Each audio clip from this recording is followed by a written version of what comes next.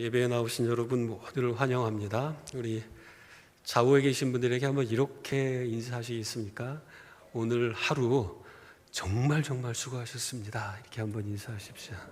예, 오늘 하루 정말 수고하셨습니다. 가정의 달을 어떻게 잘 보내고 계십니까? 우리 셀러리맨들에겐 가정의 달에 지출이 많은 달이어서 그 어느 달보다 굉장히 힘들다라는 이야기도 종종 들려옵니다.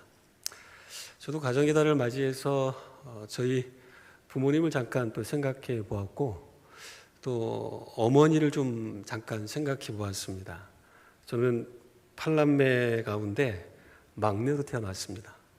그래서 어머니가 이제 늦둥이로 저를 낳으셨고, 아버님 말씀에 의하면 저를 떼기 위하여 영등포 어딘가를 갔다가 도저히 안 돼서 할 수 없이 나왔다, 이러한 이야기를 종종 하곤 하셨습니다. 워낙 개구장이로 자랐습니다. 이렇게 어린 시절 주위는 논과 밭이었었고, 주변에는 판잣집이 있는 그러한 서울의 아주 변두리 지역에서 자랐는데, 그때 어린 시절에 제가 사고를 워낙 많이 치고 다녀가지고요, 어머님이 저를 볼 때마다 항상 염려의 눈빛으로 저를 보셨습니다. 이상한 사고가 아니라 이제 개구장이니까 유리창을 깨고 온다든가, 남의 자전거를 망가뜨리고 온다든가 등등. 하루는 오토바이 제 친구 부모님이 이제 조그만 구멍가게를 하셨는데, 그 구멍가게 옆에 바로 그 두부를 배달하시는 분의 오토바이가 이렇게 있었습니다. 여러분, 노란색 두부 판 아시죠? 옛날에는 그 판에 두부가 담겨 있으면 칼로 이렇게 한 모 두 모 잘라서 팔곤 했는데, 그 두부판이 오토바이 위에 잔뜩 쌓여져 있었을 때 친구들하고 골목길에서 공놀이를 하다가 제가 실력이 탁월했던 것 같습니다. 한 번에 그 오토바이의 지지대를 맞추는 바람에 그 오토바이를 지탱하고 있었던 지지대가 넘어지면서 오토바이가 와르르, 그 뒤에 있었던 두부판이 전부 다 엎치락뒤치락 쏟아지게 되었던 것이죠. 어디선가 나타났는지 그 오토바이 주인께서 저희 귀를 붙잡고 너희 집 어디야? 이랬던 기억이 납니다. 그래서 어린 시절 잉 울면서 이제 귀를 붙잡히고 저희 집으로 갔을 때 어머니가 저를 향하여 하셨던 말씀이 지금까지도 생각이 납니다. 너는 오늘 또 사고 쳤니? 너는 또 사고 쳤니?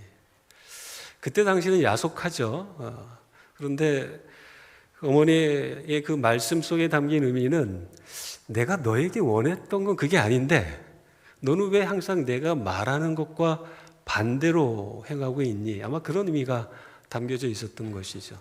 어려웠던 시절 그 두부값을 어머니가 다 변상하시고, 또 지금도 기억이 납니다. 쏟아진 그 판넬에 있는 거 가지고 멀쩡한 두부가 있는지 살펴보면서 골라와가지고 며칠 동안 저희 집이 두부만 먹었던 적도 있었습니다. 그런데 그 어머니의 그 말씀이 지금까지도 이렇게 귓가에 맴돕니다. 마음에 잔잔하게 남아있는 거죠. 너는 또 사고 쳤니? 내가 기대하는 건 그게 아닌데 너는 왜 나의 기대와는 전혀 다른 방향으로 가니? 어머니는 늘 말씀하시죠. 너는 이래야 된다, 저래야 된다, 이렇게 했으면 좋겠다 등.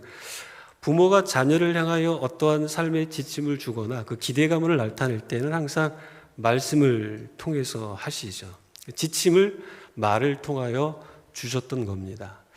여러분, 이것과 별반 다르지 않게 우리 하나님은 항상 말씀으로 자신의 백성들에게 나타나셨습니다. 그것이 개인적이었던, 공동체적이었던, 혹은 한 개인에게 말씀하셔서 그 개인이 받은 말씀을 또 공동체 전체에게 전하도록 하는 이러한 패턴으로 하나님은 항상 말씀을 통해 당신을 드러내셨고 당신의 지침을 가르쳐 주셨던 것입니다. 그렇기 때문에 우리가 늘 읽고 있는 이러한 하나님의 말씀 속에는 단지 문자가 아니라 그 속에 하나님의 마음이 담겨져 있는 것입니다. 그 말씀을 읽을 때마다 말씀 속에 담겨진 아버지의 마음, 하나님의 마음을 우리가 조금씩 깨달아 알게 되어지는 것입니다. 그런데 오늘 우리가 읽었었던 이 말씀을 잘 보게 되면 하나님의 말씀이 선포됐는데 그 말씀을 들었던 이스라엘 백성들이 하나님이 하셨던 말씀과는 전혀 다른 방향으로, 전혀 다른 형태의 삶으로 반응하는 것들이 등장합니다. 그런데 오늘 우리가 읽었었던 이 민수기 25장의 말씀은 이스라엘 백성들이 출애굽하여 광야 생활을 지내왔을 때에 2세들에게서 나타나는 일입니다. 출애굽하고 나서 약 40년의 세월이 흐른 이 시점에서 오늘 사건이 펼쳐지고 있는데, 출애굽 초반에 오늘 사건과 비슷한 이야기가 성경에 등장합니다. 출애굽기 32장에 보면은 아론의 금송아지 사건이 나오죠. 모세는 지금 시내산 정상에서 하나님의 말씀을 지금 듣고 있습니다. 그리고 그것을 이스라엘 백성들에게 받아서 전하기 위한 시간을 보내고 있습니다. 그리고 말씀을 딱 받아서 산 아래로 내려올 때 백성들, 모세가 내려오지 않는 그 상황 속에 하나님의 말씀이 선포되어지고 있는 그 상황 속이지만 자신들은 들을 수가 없었고, 모세가 내려오지 않자 아론은 금송아지를 만들어 놓고 그것을 지금까지 우리를 인도하여 오신 하나님이다 라고 백성들에게 선포하며 그 앞에서 축제를 벌이며 우상 숭배에 빠졌던 사건이 있습니다. 1세대들에게서 나타난 부모 세대들의 모습이었습니다. 그런데 오늘 우리가 읽었었던 민수기 25장의 말씀은 약 40여 년 전에 있었던 이 사건을 마치 재현하는 것 같이 2세들에게서 이와 비슷한 모습이 등장한다는 겁니다. 여러분이 성경을 통독하시고 계시다면 아마 이 이야기 전에 어떠한 사건들이 벌어졌는지 예측할 수 있을 겁니다. 발락, 모압 왕 발락이 발람이라고 하는 이방 선지자에게 부탁해서 이스라엘 백성들을 좀 저주해달라고 하는 그러한 청을 했었던 사건이 등장하는 것입니다. 그런데 이 사건이 등장하고 있었고, 이 사건을 통하여서 하나님의 말씀은 선포되었는데, 지금 2세들은 하나님이 자신들을 향하여 복의 말씀을 선포해 주셨음에도 불구하고 그 메시지를 등져버립니다. 그 말씀을 하신 하나님을 등지고 지금 엄청난 죄악 가운데 빠져들고 있는 것입니다. 하나님의 말씀의 선포, 계시가 등장한 다음에 그 계시를 붙잡고 따라가야 하는데, 오히려 그 계시에 반대되는 행동들을 1세대도 그렇게 했었고 지금 2세대도 그러한 일들을 행하고 있었던 것입니다. 모압 여인과의 음행, 그리고 더 나아가서 그들이 숭배하고 있었던 바알신, 부올이라고 하는 그 지역에서 바알이라고 하는 그 이름의 뜻은 원래 주인이라는 뜻입니다. 물론 풍요와 다산의 신으로 우리에게 잘 알려져 있습니다만 그 원래의 의미는 주인이라는 뜻입니다. 그렇다면 바알 부올이라는 것은 부올의 주인, 부올의 주인이 된다고 하는 그 신, 그들이 만들어 놓은 신을 또 숭배하는 그러한 죄를 지금 범하고 있었던 것입니다. 단지 가담하는 정도가 아니라 원래 가담한다라는 이 단어의 의미 또한 하나가 된다, 연합하다, 그런 의미가 있습니다. 연결되다, 결합되다. 단지 먼 발치에서 누군가가 우상을 숭배하는 그 모습을 보고 있었던 것이 아니라 여인과 행음을 했던 것처럼 거짓 신과 하나가 되어서 그 신을 자신의 주인으로 모시고 있는 이러한 엄청난 죄악을 이스라엘 2세들이 행하고 있었던 것입니다. 그리고 실제로 이 사건이 벌어지게 된 배경을 보게 되면 아마도 발람이라고 하는 선지자가 발락이라고 하는 모압 왕이 제시했었던 그 재물에 대한 탐심을 결코 포기하지 않은 상태에서 오히려 이스라엘 백성들이 그러한 죄로 말미암아 넘어지도록 나름대로 계략을 발락 왕에게 전해 주었을 것이다 라는 그러한 추측들을 충분히 하게 됩니다. 그 이유는 여러분 민수기 31장 16절을 보게 되면 발람에 대하여 이렇게 표현을 하고 있습니다. 보라, 이들이 이스라엘 백성들이 발람의 꾀를 따라 이스라엘 자손을 부올의 사건에서 여호와 앞에 범죄하게 하였다. 오늘 이 벌어지는 이 사건이, 우리가 읽었었던 이 사건은 민수기 31장에서 분명하게 밝히고 있습니다. 이 모든 일이 발람의 꾀 때문에 일어난 일이다 라고 지금 선언을 하고 있는 것입니다. 그렇기 때문에 베드로 후서 2장에 보면은 이 발람 선지자를 향하여 불의의 삭슬 사랑한 사람이었다라고 표현까지 하고 있는 것입니다. 겉으로는 하나님의 말씀을 선포했지만 그 중심에는 하나님을 경외하는 마음이 없었던 거짓 선지자의 꾀로 말미암아 이스라엘 모든 백성들이 가나안 땅을 눈앞에 둔 상태에서 하나님이 아닌, 그들을 지금까지 인도하여 오신 하나님이 아닌 거짓 신을 섬기고 그 신과 연합할 뿐만 아니라 음행을 행하고 있었던 사건을 우리에게 오늘 보도해 주고 있었던 것입니다. 그런데 우리가 잊지 말아야 할 것은 이 모든 일이 일어나기 바로 직전 항상 하나님은 말씀을 주셨다는 것입니다. 너희는 이렇게 살아야 돼. 너희는 내 백성이야. 내가 너희에게 기대하는 것은 이러한 것들이야. 하나님은 분명 당신의 마음을 담아서 말씀을 주셨을 때에 백성들은 그 말씀을 경홀히 여겼다는 것입니다. 마음에 담지 않았다는 것이죠. 그 말씀을 한 귀로 듣고 한 귀로 흘려보냈습니다. 마음에 담지 못했기 때문에 오히려 본능에 따라 눈에 보이는 것들을 오히려 추구하며 백성들이 더 심각한 죄악으로 빠졌다는 것을 우리는 알 수 있다는 것입니다. 사랑하는 성도 여러분, 저와 여러분이 우리 주사람 교회 안에서 굉장히 많은 강조와 또 많은 어떠한 조언을 들었을 겁니다. 말씀 중심의 삶, 말씀을 붙잡고 살아야 한다. 여러분, 이것은 그냥 괜히 하는 말이 아니라 사실은 성경의 모든 이야기와 사건 속에 그 배경을 살펴보게 되면 대부분 하나님의 말씀을 무시하고 하나님의 말씀을 귀담아 듣지 않고 살았던 그 결과 때문에 엄청난 일들이 벌어졌던 것을 알 수 있습니다. 사람들은 자기 행복을 위하여 자기 마음대로 살아가는 겁니다. 우리의 행복을 위하여 주신 하나님의 말씀을 무시하고 내가 이렇게 하면 행복하겠지, 자기 생각대로 행복을 규정하고 자기 생각에 입각하여 삶을 살아가면서 행복할 거라고 생각하지만 그 결과는 언제나 비극이고 처참한 불행으로 연결되었던 것을 발견하게 됩니다. 사랑하는 성도 여러분, 그렇기 때문에 오늘 본문은 우리에게 가르치고자 하는 중요한 교훈이 있습니다. 하나님의 계시의 말씀이 선포되었을 때 우리는 그 말씀에 어떻게 반응해야 하는지, 그리고 그 말씀을 향하여 바르게 반응하는 사람이라면 광야 인생길과 같은 이 험난한 세상 한복판에서 우리는 어떻게 삶을 살아야 하는지에 대한 분명한 가르침을 주고 있기 때문입니다. 사랑하는 성도 여러분, 계시를 받은 백성들, 선택받은 백성들이 광야와 같은 인생길에서 우리가 어떻게 살아야 할까요? 오늘 본문이 전해주는 첫 번째 교훈입니다. 하나님을 위하여 열심을 내라는 것입니다. 하나님을 위하여 열심을 내라. 여러분, 열심의 방향을 이야기하고 있습니다. 무엇을 위하여 열심을 내야 하는가? 그 이야기를 오늘 본문이 우리에게 주고 있습니다. 2006년도에 독일에서 월드컵이 있었습니다.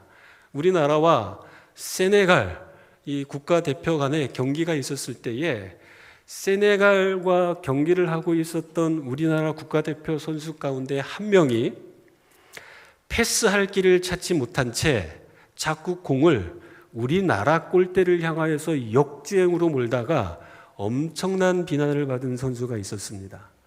실명은 공개하지 않겠습니다. 여러분, 방향이 다르다라는 거예요. 내가 바라보아야 할 방향은 저 앞인데 공을 반대로 몰고 있을 때에 여러분 그 결과는 비극적인 결과, 모두에게 위험한 상황이 펼쳐질 수밖에 없습니다. 지난달이었습니다. 경북의 한 고속도로에서 약 16km를 역주행해서 달려오던 차와 정주행하던 차가 부딪히는 충돌함으로 말미암아 두 명이 그 자리에서 즉사하는 비극적인 사건이 벌어졌습니다. 정주행이 아니라 역주행입니다. 방향을 잘못 잡은 겁니다. 달려가야 할 그 방향, 목적지가 완전히 반대로 설정이 되었기 때문에 방향이 잘못되면 결론은 비극으로 치달을 수밖에 없다는 것입니다. 그렇기 때문에 우리가 어떤 일들을 향하여 어떤 일에 있어서 열심을 내어야 합니다. 그러나 이 열심에 있어서 중요한 것은 방향이라는 것이죠. 내가 지금 바른 방향을 향하여서, 바른 목적지를 향하여서 가고 있고 또 그 방향이 맞다면 그 방향을 향하여 내가 온전하게 온 힘을 쏟아내고 있냐라는 것입니다. 하나님은 가나안을 향하여 이스라엘 백성들을 이끌어감에 있어서 정말 열심히 하셨어요. 쉬지 않고 그들과 매 순간을 동행하며 그들의 모든 필요를 공급해 주며 그들이 연약하고 범죄했을지라도 징계하시며 토닥거리며 그들을 사랑으로 징책하시면서도 계속하여 가나안이라고 하는 그 방향을 향하여 그들을 이끌어 가셨습니다. 하나님이 이스라엘 백성들을 향하여 가지고 있었던 그 꿈이 성취되어지는 그 순간을 향하여서 하나님은 성실하게 더 나아가서 열심히 그 일을 행하셨던 것입니다. 그리고 이스라엘 백성들을 제발 저주해달라고 하는 발락 왕의 그 부탁 앞에서 발람이라고 하는 그 사람을 통하여 하나님은 하나님이 가지고 계신 이스라엘 백성들을 향한 꿈과 계획과 복의 내용을 선언해 주셨습니다. 여러분, 민수기 25장 전에 나오는 발람 선지자를 향하여 하나님이 모압 왕 발락 앞에서 선포했었던 하나님의 꿈과 계획의 내용은 대략 이런 것입니다. 이스라엘, 이 백성은 구별된 백성이다. 내가 셀 수 없을 만큼 큰 민족을 이들을 하여금 큰 민족이 되도록 하겠다. 이 말씀을 선포하셨습니다. 그리고 유명한 말씀이 있죠. 하나님은 사람이 아니시기 때문에 거짓말하지 않으시고 인생이 아니시기 때문에 후회가 없으시다. 하나님이 이스라엘 백성이 허물이 있을지라도 하나님은 당신은 그들과 함께 하실 것이다 라고 하는 그 불변의 언약을 또한 선포하셨습니다.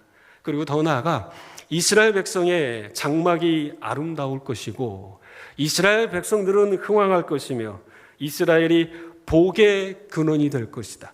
그들을 축복하는 자 복을 받을 것이고 그들을 저주하는 자 저주를 받을 것이다.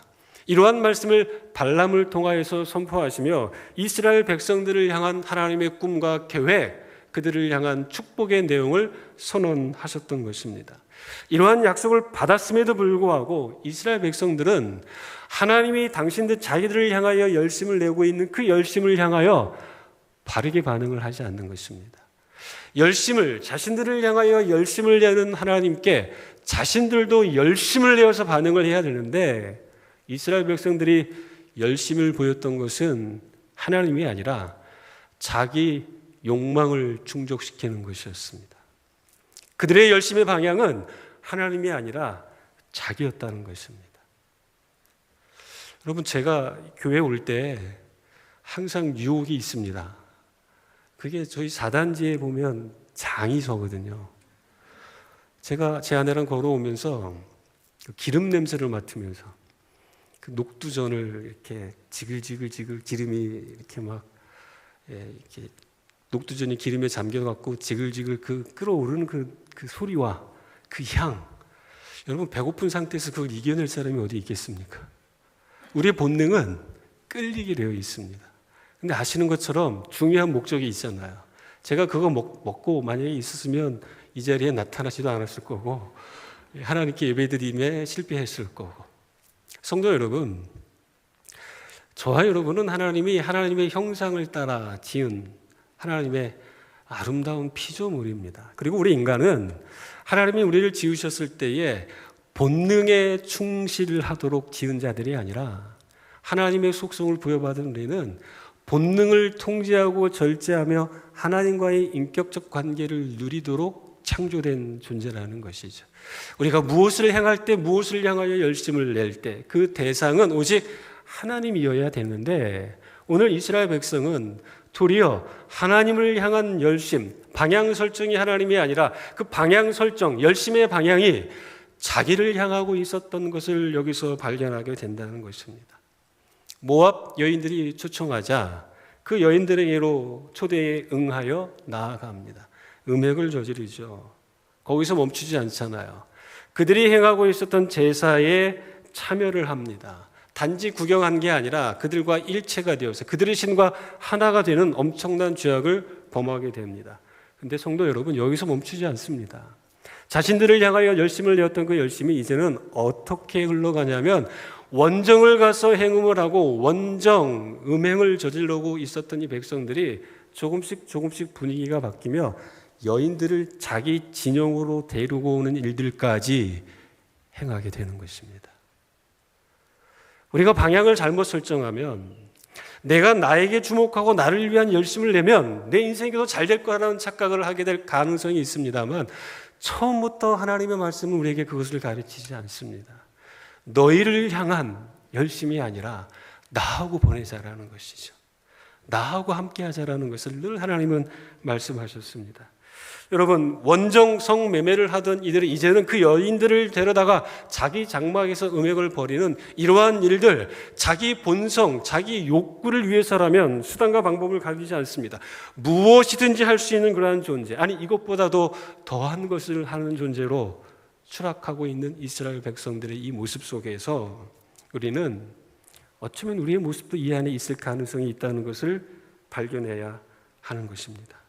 성도 여러분, 이들의 열심이 얼마나 심각한 잘못된 열심이냐면, 여러분, 이러한 죄악으로 말미암아 지금 이스라엘 진영에서는 지도자들이 하나님 앞에 심판을 받으면서 목매임을 당하여서 죽고 있습니다. 그리고 이 상황 속에서는 지금까지 2만 4천 명 정도가 전염병으로 인하여서 죽어가고 있었습니다. 그런데 오늘 말씀을 보게 되면 여러분, 어떤 일들이 펼쳐집니까? 6절 말씀을 보게 되면 지도자들은 죽어가고 있고 자신의 백성들은, 자기의 동료, 이웃들은 전염병으로 수만 명이 죽어가고 있는데 미디안 여인을 자기 장막으로 데리고 와서 아내 삼고 음행을 하려고 하는 이러한 일들이 펼쳐지고 있는 겁니다. 자기만 바라볼 때 생길 수 있는 일들, 주변에서 어떠한 일들이 벌어지는지, 어떠한 비극이 펼쳐지는지 관심이 없어요. 누가 죽어 나가도 관심이 없어요. 무엇에만 관심이 있습니까? 나의 정욕, 나의 본능, 이것을 채우는 것에만 혈안이 되어져 있는 이 모습, 이 이야기가 오늘의 말씀 속에 등장합니다. 잘못된 열심, 이 잘못된 열심의 잘못된 방향, 이것은 심각한 문제를 만들어낸다는 것입니다. 사랑하는 성도 여러분, 하나님을 향한 열심을 내시기 바랍니다.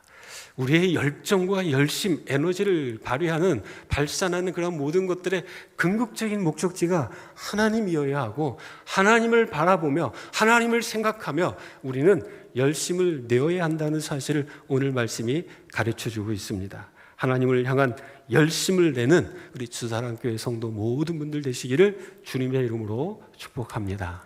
아멘. 오늘 본문이 우리에게 주는 두 번째 교훈입니다. 우리는 어떻게 이 세상을 살아야 할까? 죄의 세력을 약화시키고 사람을 살리는 일에 열심을 내야 한다는 것입니다. 죄의 세력을 약화시킨다. 그리고 사람을 살리는 그러한 일을 해야 한다. 그러한 것에 열심을 내야 한다는 것입니다. 즉, 열심의 내용이 과연 무엇이냐, 이것이 중요하다는 것입니다. 성도 여러분, 종교적인 말을 하고 종교적인 어떤 행위에 참여하고 있다고 해서 우리가 종교인은 아닙니다. 우리가 진정한 그리스도인은 아닐 수 있어요. 무엇을 흉내내는 것이 아니라 우리의 신분에 합당하게, 성도답게, 그리스도인답게 살아가는 것이 더 중요하다는 것입니다. 선포된 진리의 말씀을 우리는 연약하지만 그것을 붙잡고 그것대로 살고자 하는 그러한 열심, 그러한 열정이 우리에게 필요하다는 것입니다. 발람, 이 거짓 선지자는 돈을 너무 사랑했습니다. 돈을 사랑한 나머지 하나님의 말씀을 선포하고 있지만 그 말씀이 자기 안에 역사하지 않아요. 그 말씀을 선포하라고 하신 하나님에 대한 신뢰는 전혀 존재하지 않습니다. 도리어 이스라엘 모든 민족 공동체를 향하여 죄의 문을 열어주는 역할을 하고 있습니다.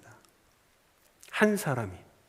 이스라엘 백성들은 어떻습니까? 하나님의 백성이었지만 도리어 죄와 벗을 하고 있어요. 쾌락을 추구하고 있습니다. 우상을 숭배하는 데에 열심을 내고 있습니다. 여러분, 이러한 열심이 하나님을 향하였다면 얼마나 좋았겠습니까? 바른 방향으로, 바른 내용으로 열심을 내는 사람들은 여러분 언제나 소수입니다. 다수가 아닙니다. 소수입니다.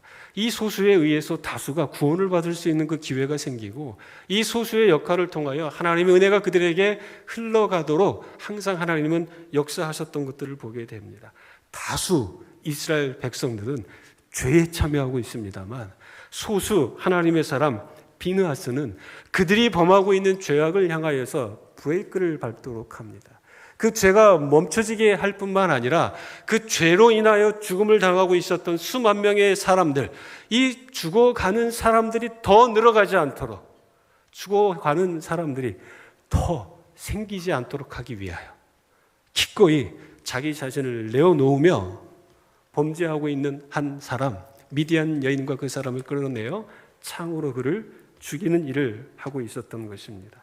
성도 여러분, 이 말씀을 오해하시면 안 됩니다.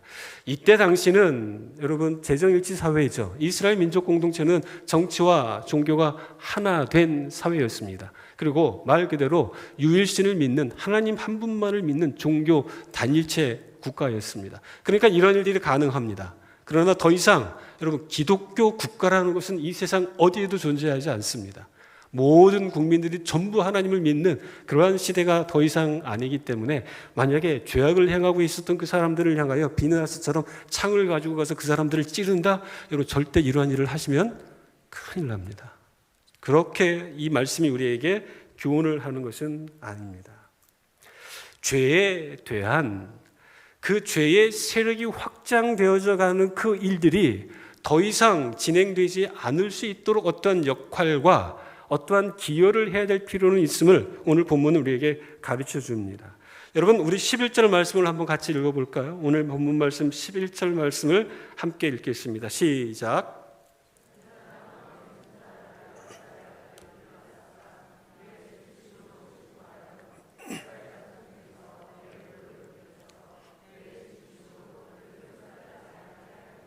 아멘. 자, 비느하스가 내 질투심으로 질투하여 이스라엘 중에서 내 노를 돌이켜 내 질투심으로 그들을 소멸하지 않게 하였다. 이 질투란 말이 등장합니다. 여러분, 질투, 이 구약 성경에서 이 단어는 33번, 33번 등장합니다만, 질투라고 번역되기도 하고 열심으로 번역되기도 하고 시기, 이러한 단어로도 번역이 됩니다.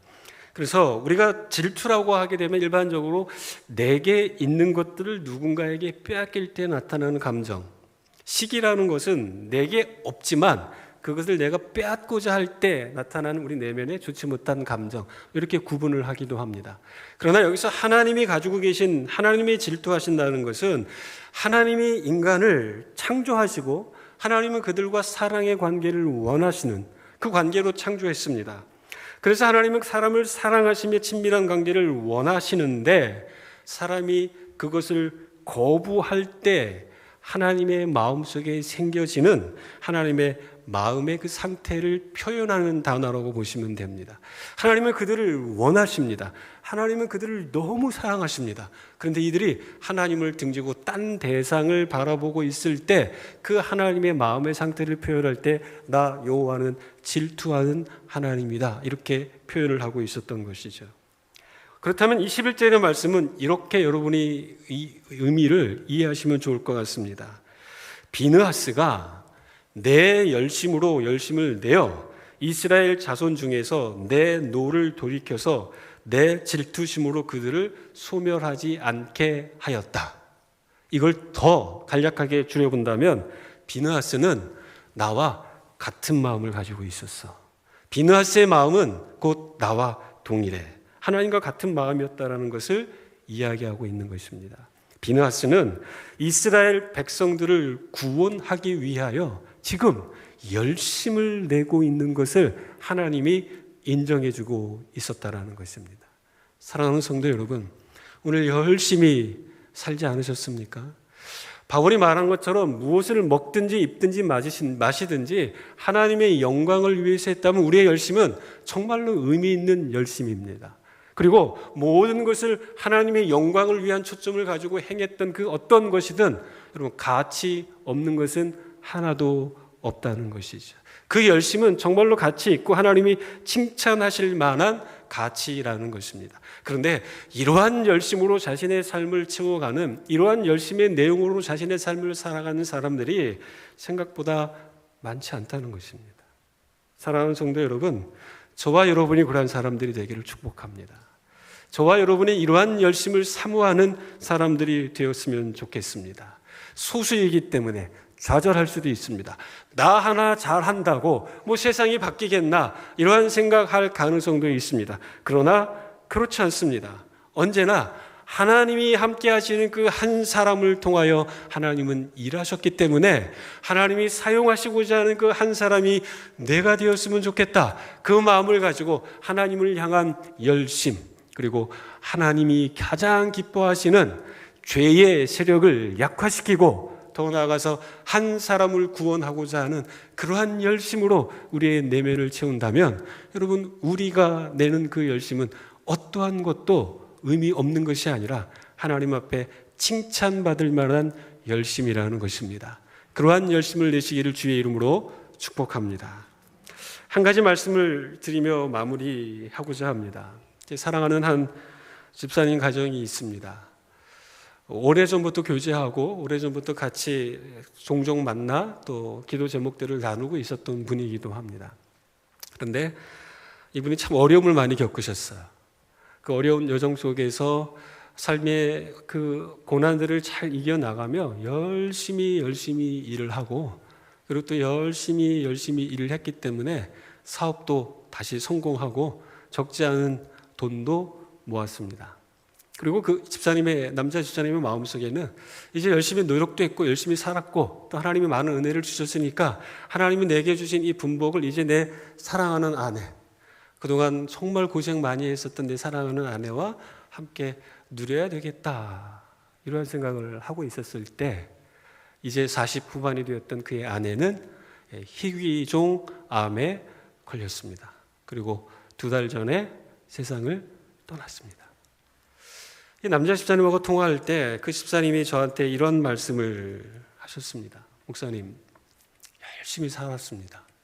그리고 이제 살만하게 되었습니다. 그래서 제 아내와 그동안 쌓았던 이것들을 함께 누리려고 했는데 함께 누리려고 한 아내가 제 옆에 없네요. 이 이야기를 하더라고요.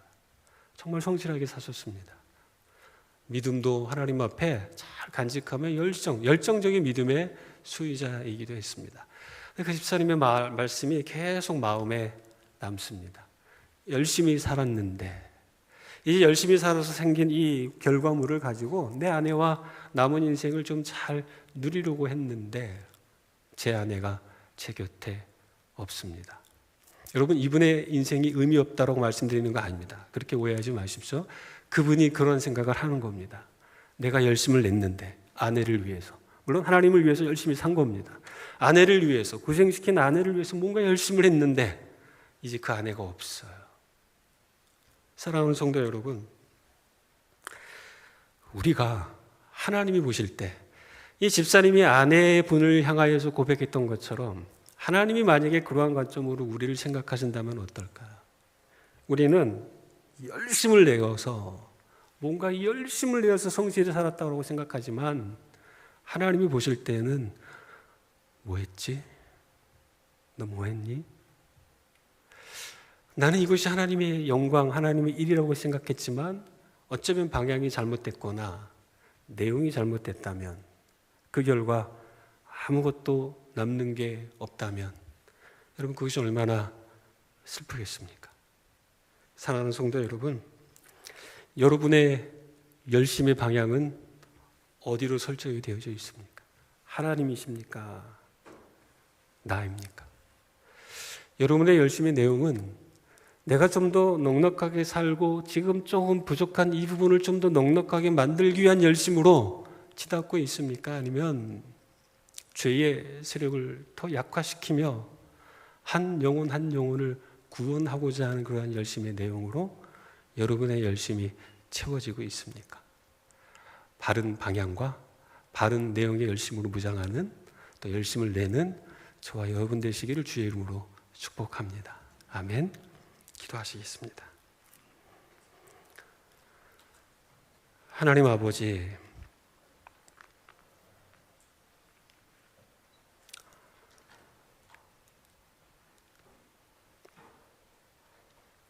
우리가 하나님을 바르게 바라보고 하나님의 마음을 헤아리며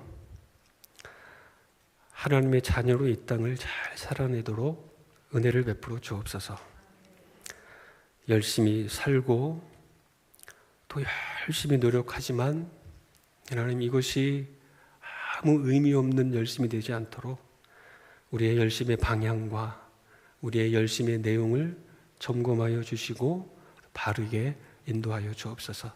예수님의 이름으로 기도합니다. 아멘.